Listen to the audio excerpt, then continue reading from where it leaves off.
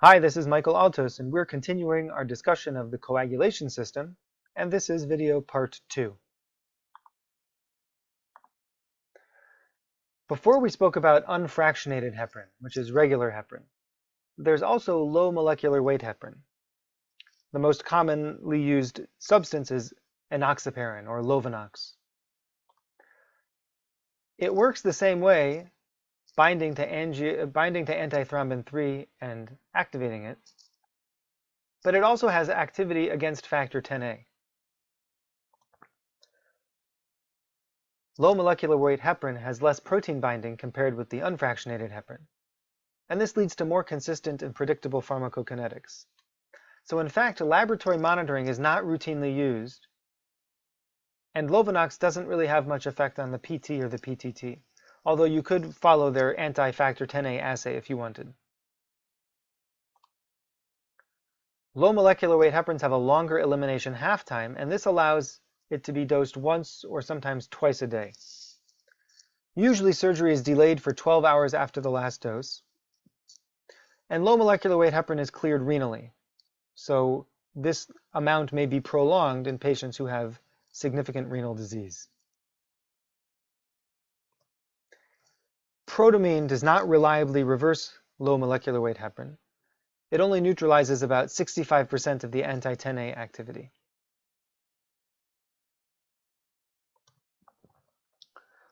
Low molecular weight heparin is given for myocardial infarction and unstable angina, and it's used for prophylaxis and treatment of DVT and PE. The prophylactic dose is typically 40 milligrams sub-Q once a day. Patients who are at higher risk, like joint replacement patients, may receive it twice a day. If you're fully anticoagulating a patient, let's say someone who already has a known thrombus, the dose would be 1 milligram per kilogram sub-Q every 12 hours. Low molecular weight heparins are safe for use during pregnancy. Just like regular heparin, they also do not really cross the placenta. Because it's an anticoagulant, there is risk of spontaneous hematoma formation, and especially in patients who've had a needle used for a neuraxial block, so a spinal or an epidural. And in general, patients who are on heparin should not get a spinal or an epidural puncture. The risk of thrombocytopenia and HITT exists, but it's much lower with low molecular weight heparin compared with the unfractionated heparin.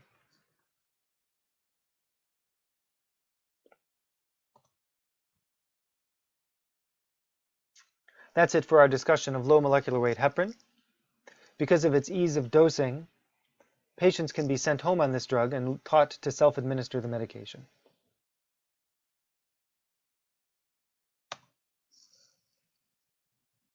The next drug we're going to discuss is Warfarin. Warfarin is an oral medication, not an injected one, and it's given to patients in order to prevent and to treat clots like DVT, PE, and thrombus in other places. Patients who are at risk for thrombus, like those with atrial fibrillation, prosthetic heart valves, or hypercoagulable disorders, will often be maintained on Warfarin. Warfarin works by inhibiting an enzyme called vitamin K epoxide reductase. As a result, patients who take Warfarin will have a deficiency of their vitamin K-dependent coagulation factors. These are factors 2, 7, 9, and 10, as well as protein C and protein S. So Warfarin has no effect on platelet activity.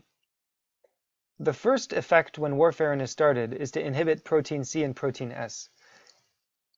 And since these are not like the other coagulation factors, protein C and protein S are anticoagulation factors. So inhibiting them actually causes a transient hypercoagulability. For this reason, when patients are started on Warfarin, usually they're started on heparin first, and once they are completely anticoagulated, then the Warfarin is added in. Warfarin takes a few days to start working. Its onset of action is at least 8 to 12 hours, but the peak effect doesn't occur for 2 to 3 days. and its half-life is 40 hours, which means that the effect of warfarin continues for anywhere from 2 to 5 days after stopping therapy, and this needs to be considered when surgery is scheduled. And that's especially true if the surgery will include any form of a neuraxial anesthetic or a nerve block. The biggest side effect of warfarin is bleeding, and intracranial hemorrhage is especially common in these patients.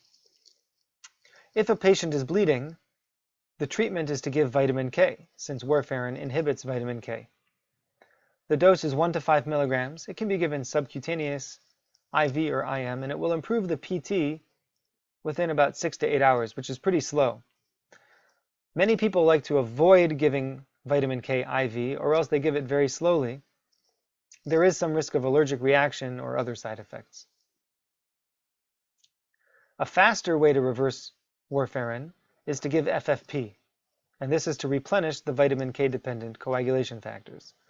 The patients may need up to 15 milliliters per kilogram, so that's a lot of volume. Another option is to give prothrombin concentrate complex, and that's something we'll discuss a little bit later on.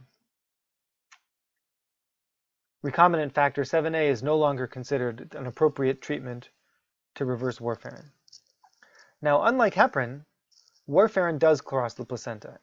And not only that, but it's a teratogen that can cause damage to the fetus's central nervous system, bleeding, and developmental defects. So warfarin is relatively contraindicated, almost absolutely contraindicated, in pregnant patients.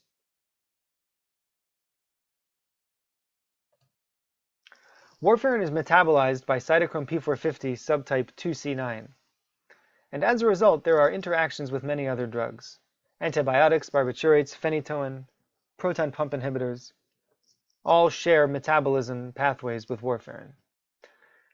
And then there are genetic polymorphisms as well, which means not every patient will metabolize warfarin the same way. It's metabolized to inactive metabolites, which are excreted in the bile and in the urine.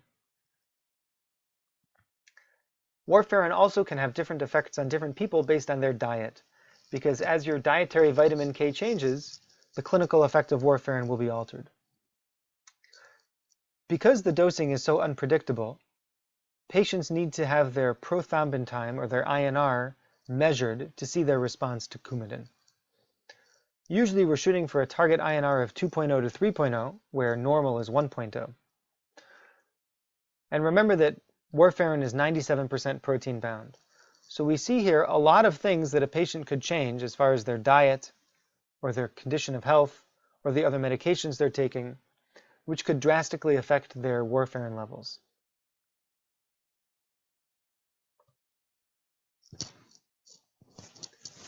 Please let me know if you have any questions about this topic, and we'll continue on.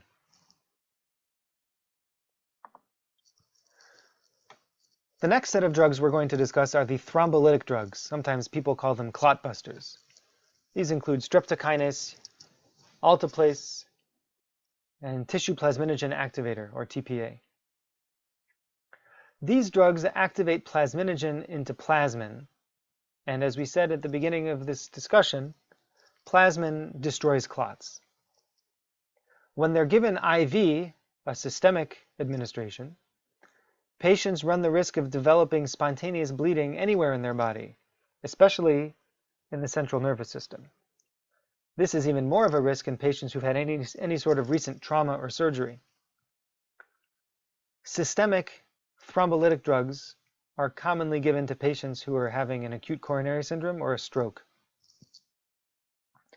You may also see these drugs given directly into a clogged vascular access device, like a dialysis catheter or a PICC line, in order to unplug them.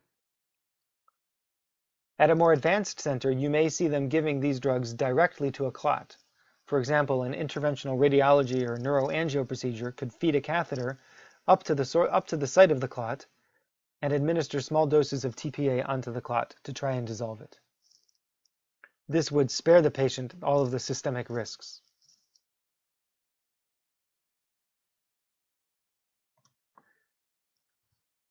There's one more set of drugs we're going to discuss in this recording, and these are the antiplatelet drugs. And specifically, we're going to start with aspirin, which we've discussed already.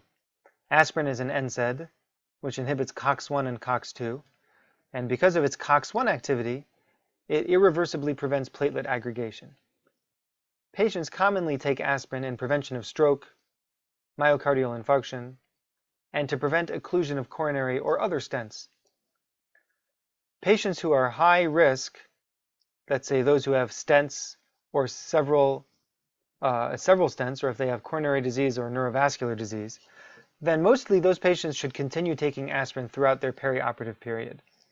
The exceptions would be cases where bleeding is really not tolerated at any level, so neurosurgical cases including spine cases, and surgery on the posterior eye, in which case the aspirin should probably be stopped 5 to 7 days before surgery, and sometimes we need to consider the risk of stopping aspirin versus the benefit of stopping it.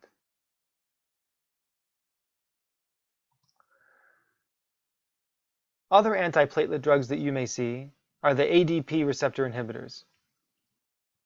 The ADP receptor is on platelets, and drugs that work here include clopidogrel, which is Plavix, and other related drugs like ticlopidine, prasugrel, and ticagrelor. Except for the last, ticagrelor, all of these are irreversible inhibitors of platelet activation and aggregation. And they also prevent occlusion of coronary stents.